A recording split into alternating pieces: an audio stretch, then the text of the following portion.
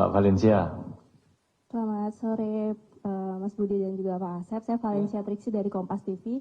Mau tanya terkait dengan Bupati Pati Sudewo. Saat ini perkembangannya seperti apa yang sedang didalami KPK? Lalu kemudian kan dalam persidangan memang dikatakan sudah mengembalikan uang ya, tapi kan tidak menutup hukumnya, maksudnya menutup perbuatan dari Bupati Pati tersebut. Nah, dari KPK bagaimana? Dan terakhir, ada rencana pemanggilan dari Bupati Pati tersebut. Ini sudah dijadwalkankah? Kapan rencananya akan dipanggil? Dan kemudian sejauh ini penyidik sudah mencermati siapa-siapa saja yang nantinya akan diperiksa untuk kasus hukum Bupati Pati ini. Terima kasih. Terima kasih Mbak Valencia. 3 dulu ya, Mas Chandra, Mas Willy, Mbak Valencia.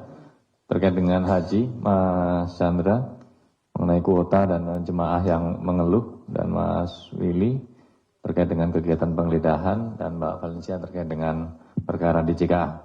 Monggo Pak Asep. Baik, terima kasih Mas Chandra, Mas Willy, dan Mbak Valencia. Mas Chandra dulu nih. Terkait dengan penyelenggaraan haji, itu di tahun 2024 ya ini ya, kalau tidak salah, 2024. Itu disampaikan oleh Mas Chandra bahwa ada beberapa jemaah yang mungkin berangkatnya pakai haji khusus gitu ya, tapi fasilitasnya fasilitas reguler. Nah itu tadi Mas Chandra, ini kan sebenarnya pembagiannya seharusnya adalah 92%, 8% gitu ya, sesuai dengan Undang-Undang Nomor 8 Tahun 2019. Tetapi kemudian dibagi menjadi 50%, 50% ini pasti juga terkait dengan ketersediaan fasilitas dan lain-lain gitu ya, fasilitas dan lain-lain yang ada di sana. Bahkan juga ada yang, ini informasi yang masuk juga ke kami, bahwa ada yang daftarnya itu furoda, ini lebih mahal lagi nih, furoda, tapi barangnya sama haji khusus gitu. Nah, mungkin ini yang haji khusus barangnya sama yang reguler gitu, seperti itu. Karena penambahan penambahannya lebih banyak. Yang harusnya dapat tambahan 1.600, kemudian menjadi tambahannya secara keseluruhan menjadi 10.000 atau 8.400 tambahnya. Ini yang sedang kita dalami, kemungkinan ini nanti juga kita cek ya. Kami juga membutuhkan keterangan dari para saksi, kalau berkenan gitu ya. Semoga saja beliau-beliau ini, para jemaah haji yang pada saat itu misalkan daftarnya haji khusus, kemudian pelayanannya jadi haji reguler, ataupun yang furoda yang tidak sesuai, kemudian haji khusus atau haji reguler, bisa memberikan keterangan kepada kami untuk lebih mempercepat kami dalam menangani perkara ini. Kemudian terkait dengan pembagian, apakah ada keterlibatan Presiden dalam hal ini? Sejauh ini yang kami ketahui itu sesuai dengan SK, mungkin juga rekan-rekan sudah dapat saya kira SK-nya. Jadi SK-nya itu ditandatangani elektronik ya oleh Menteri. Gitu. Ada di SK-nya kan ada pembagiannya jelas 50%, 50%. Nah itu yang ada saat ini. Kemudian terkait dengan penggeledahan, benar beberapa tempat ya sudah kita geledah, baik di kementerian maupun beberapa rumah pribadi dan juga beberapa kantor travel. Ya. Salah satunya kantor MT, dan yang merupakan bagian dari atau masuk dalam asosiasi Ampuri. Ada 2 atau 3 asosiasi kalau tidak salah. Ya, 2 ya kalau tidak salah. Ini karena travel ini kemudian bergabung di dalam asosiasi, jadi tidak sendiri-sendiri. Nah, yang seperti pernah saya sampaikan bahwa asosiasi inilah yang pertama-tama kemudian melakukan komunikasi dengan pihak kementerian. Ya. Setelah itu diputuskan kuotanya, pembagiannya 50%, 50%, dan pembagiannya melalui asosiasi ini. Jadi semua asosiasi kemudian dibagi-bagikan kepada seluruh travel ada yang dapat banyak, gitu ya, ada yang dapat sedikit, dan tergantung daripada besar kecilnya travel itu. Kemudian fee-nya berapa? Apakah sudah pasti? Sedang kami hitung, tapi kira-kira kisarannya antara ada yang per kuota nih ya, 2.600 sampai dengan 7.000 ya. Ada hitung-hitungan kasarnya, ada yang sudah menghitung 10.000 dikalikan sekian gitu kan, ada nilainya, ada yang sampai sekian triliun dan lain-lain. Ya bisa itu nilai-nilai kasar, tapi hitungannya ada yang 2.600 sampai dengan 7.000 US dollar per kuota. Jadi tergantung dari penjualannya dan juga tergantung kepada travelnya. Kalau travel-travel yang sudah besar biasanya dengan layanan mungkin yang lebih bagus dan lain-lain, tempat juga kan biasanya mempengaruhi. Misalkan ada yang di seputaran Masjidil Haram gitu kan, ada yang jaraknya sekian kilometer dan lain-lain, itu juga mempengaruhi harga, itu seperti itu. Jadi berbeda, makanya berbeda-beda di sini ya. Ada 2.600 sampai dengan 7.000. Kemudian dari Mbak Valen, ini perkembangan dari Bupati seperti apa? Seperti yang disampaikan oleh Mas Jubir ya waktu itu, bahwa kita juga sedang mendalami kembali peran-peran yang bersangkutan. Benar seperti yang disampaikan di persidangan, itu sudah dikembalikan, tetapi berdasarkan pasal 4 ya, itu pengembalian kerugian keuangan negara tidak menghapus pidananya kan gitu. Kemudian kapan dipanggil? Ya ditunggu saja Mbak ya gitu.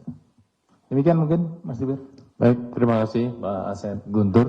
Selanjutnya Mas Sabir, Mas Rio, Mas Aros. Sebelah sini kosong. Mas Panji, silakan dari belakang. Mas Sabir. Assalamualaikum warahmatullahi wabarakatuh. Selamat sore Pak Asep. Masih soal haji Pak. Oke. Ini di SK Menteri Agama 130/2024. Itu kan pertimbangannya adalah dibagi secara proporsional dan merata gitu ya. Di bagian diktum mengingatnya dan menimbang, itu pertimbangannya adalah soal Undang-Undang Haji 8 2019. Tetapi kemudian pembagiannya menjadi 50-50 di ketetapannya kalau tidak salah 15 Januari 2024 itu kan ya. Nah ini jumlahnya kan berarti ada 10.000 Pak. Tapi kemudian pembagiannya itu ternyata jemaah haji khusus itu cuma 9.222 orang. 9.222. Nah di bawahnya itu ada penanggung jawab PIHK atau Biro 444. Pertanyaan saya adalah apakah jumlah para biro maksudnya travel haji yang jumlahnya 444 itu juga turut menyumbangkan, dalam artian memberikan uang untuk membayarkan kuota sama seperti jemaahnya atau terpisah, karena kan ini beda-beda nih Pak. Kalau jumlah 10.000 itu pembagiannya ada 4 tuh. Kalau saya di dalam SK itu disebutkan ada jemaahnya, ada penanggung jawab PIHK atau biro travelnya, kemudian ada pembimbing ibadah, kemudian petugas kesehatan. Nah, ini apakah juga 444 travel itu juga memberikan uang untuk berangkat gitu ya, selain jumlah 9.222 jemaah tadi gitu. Nah, kemudian pertanyaan keduanya, apakah 444 biro penanggung jawab itu merupakan seluruh biro yang memberikan uang untuk kemudian kepada asosiasi dan diteruskan kepada para pejabat Kementerian Agama. Itu kalau tadi kan pas sebelumnya Kang Budi bilang ada lebih dari 100 biro ya. Ini jumlah tercatat di SK itu 444. Apakah keseluruhan biro ini adalah jumlah total yang menerima kuota ini dan kemudian mereka yang memberikan uang kepada para pejabat Kemenak termasuk mantan Menteri Agama sebelumnya. Yang berikutnya ini dalam konteks penggeledahan begitu ya, dan pencegahan itu kan Gus Yakut dan lain-lain 2 orang sudah dicegah gitu ya Pak. Apa kepentingan KPK melakukan pencegahan dan penggeledahan? Apakah kemudian pihak-pihak yang dicegah itu diduga merupakan potensial suspek? Karena kalau lihat SK 130/2024 ini kan jelas banget nih. Ini ada kayak perintah bahwa untuk melakukan itu pembagian gitu. Apakah memang target operasinya, TO-nya itu utama adalah Gus Yakut? ketiga. Kasus lain masih soal DJKA ini.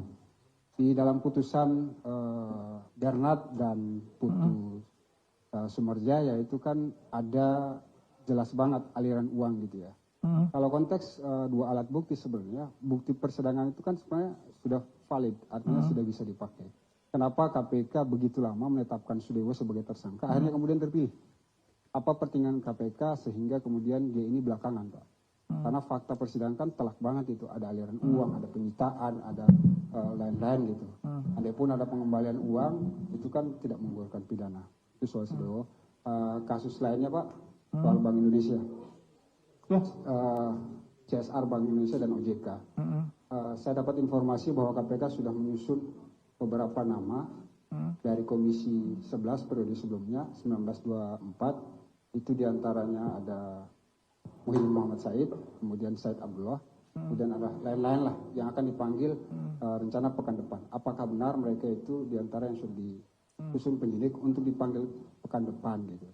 Kemudian kaitannya bagaimana kalau mereka membantah, kan mereka bilang mereka tidak terima uangnya gitu ya karena lewat yayasan dan sebagainya. Itu bantahan yang disampaikan para anggota komisi dan pimpinan komisi periode sebelumnya di DPR, sekarang masih menjabat.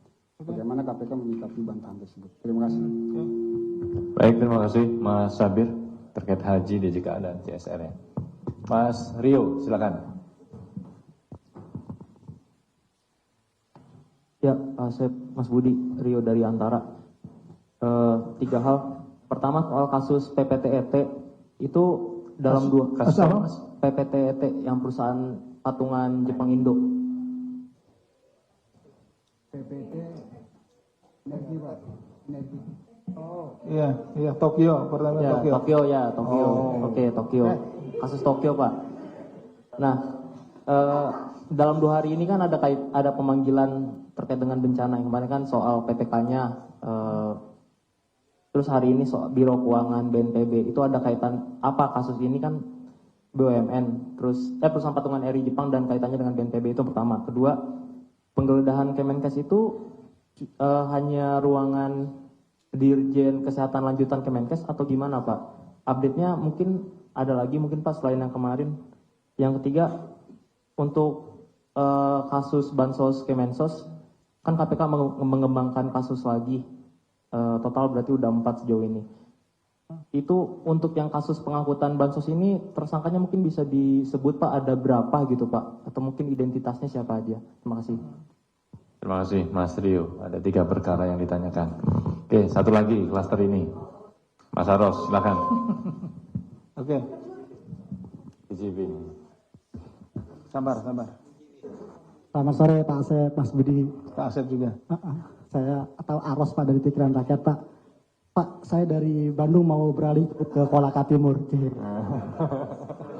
Pak, RSUD Koltim itu kan dibangun anggarannya bersumber dari DAK Kemenkes tahun 2025. Nah, Menteri Kesehatan Budi Gunadisadikin sekitar bulan Mei 2025 langsung menghadiri groundbreaking di Koltim. Apakah Menteri Gunadisadikin akan diminta keterangan atau diperiksa oleh KPK, Pak? Terima kasih.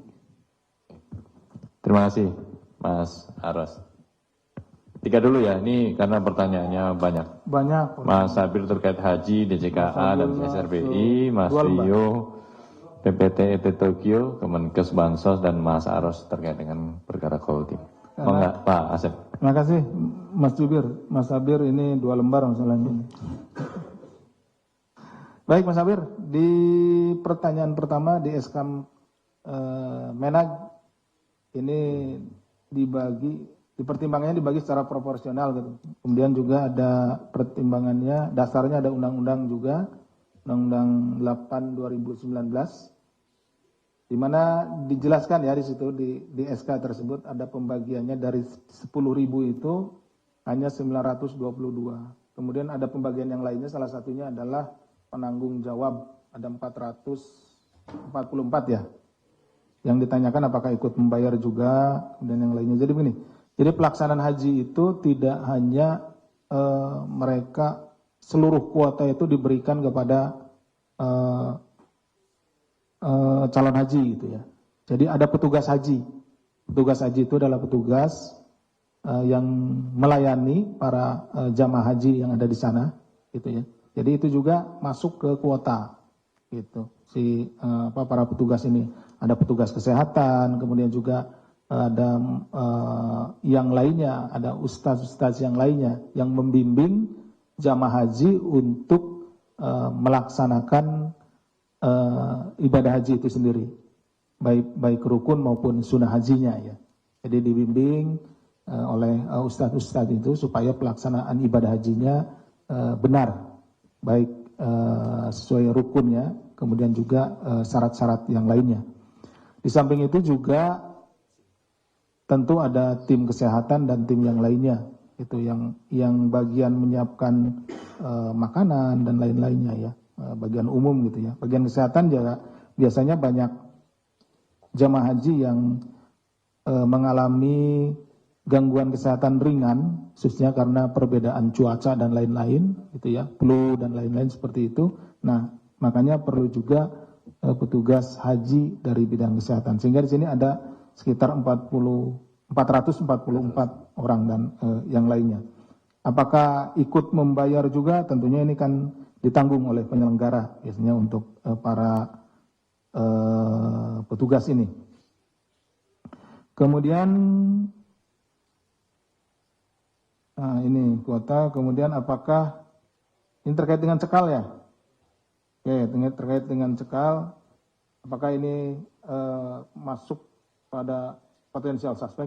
Sudah saya jelaskan bahwa kepentingan kami melakukan pencekal terhadap ini 3 orang kalau tidak salah di perkara kuota haji ini, itu karena memang yang bersangkutan kami anggap memiliki keterangan yang sangat signifikan, sehingga untuk memudahkan kami penyidik ya di dalam penanganan perkara ini supaya yang bersangkutan gampang dipanggilnya ya dan berada di wilayah hukum negara Republik Indonesia, maka dilakukanlah pencekalan gitu, seperti itu, memudahkan kita. Nanti kalau yang bersangkutan tidak dicekal lalu ke luar negeri, berada di luar yurisdiksi kita, itu akan susah ketika kita ingin meminta keterangan kepada yang bersangkutan.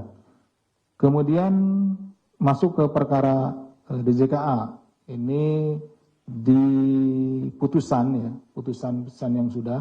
ini sudah jelas bukti-buktinya, aliran dana, tadi juga dari Mbak Valen disampaikan uang yang sudah dikembalikan dan lain-lain. Ini kenapa sampai sekarang kok belum dilakukan upaya paksa atau dilakukan penyidikan terhadap yang bersangkutan? Jadi begini, penanganan perkara DJK ini tidak hanya di wilayah Semarang.